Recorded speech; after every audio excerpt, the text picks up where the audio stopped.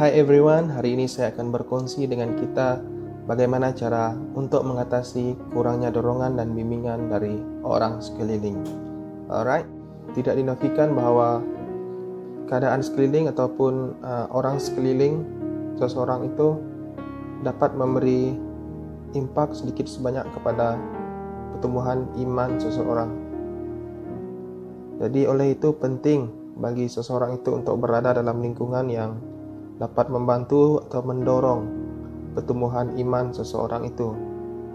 Jadi bagaimana jika seseorang itu berada dalam lingkungan yang kurang mendorong, kurang membantu pertumbuhan imannya? Adakah itu menjadi hambatan bagi dia untuk tidak bertumbuh dan hidup begitu saja? Adakah cara bagaimana untuk dia mengatasi kekurangan bimbingan, dorongan daripada orang sekeliling dia? Jadi mari kita tengok ini. Saya akan berkongsi dengan kita sedikit sebanyak beberapa cara untuk mengatasi kekurangan bimbingan, dorongan dari orang sekeliling.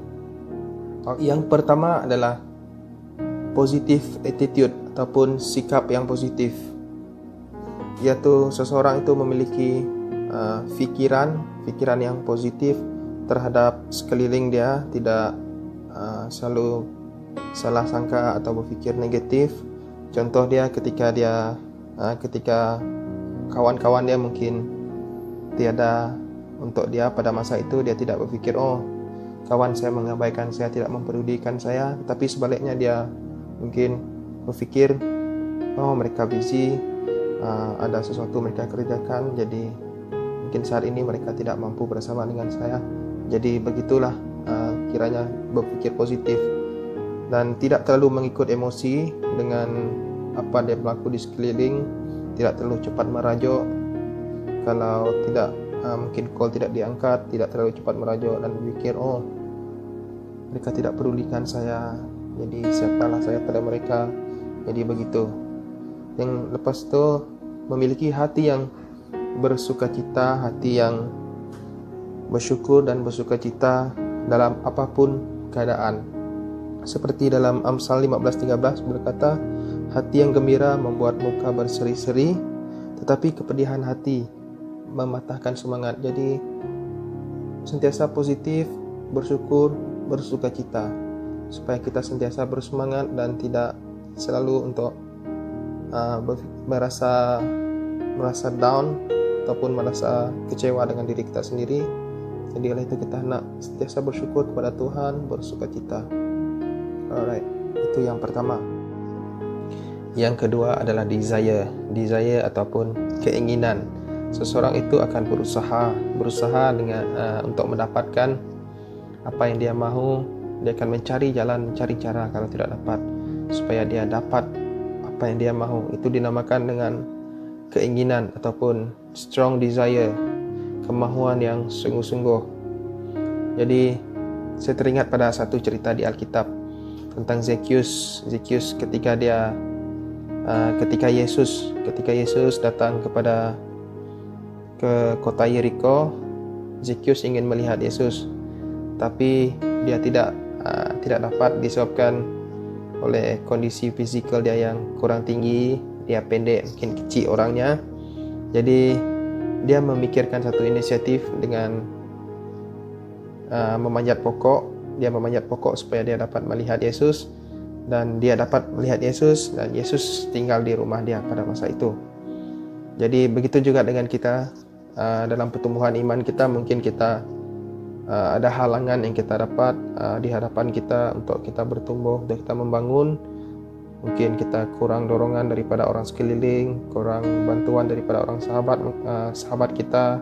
Mungkin sahabat kita tidak bersama-sama kita pada masa itu. Jadi kita tidak hanya harus menyerah.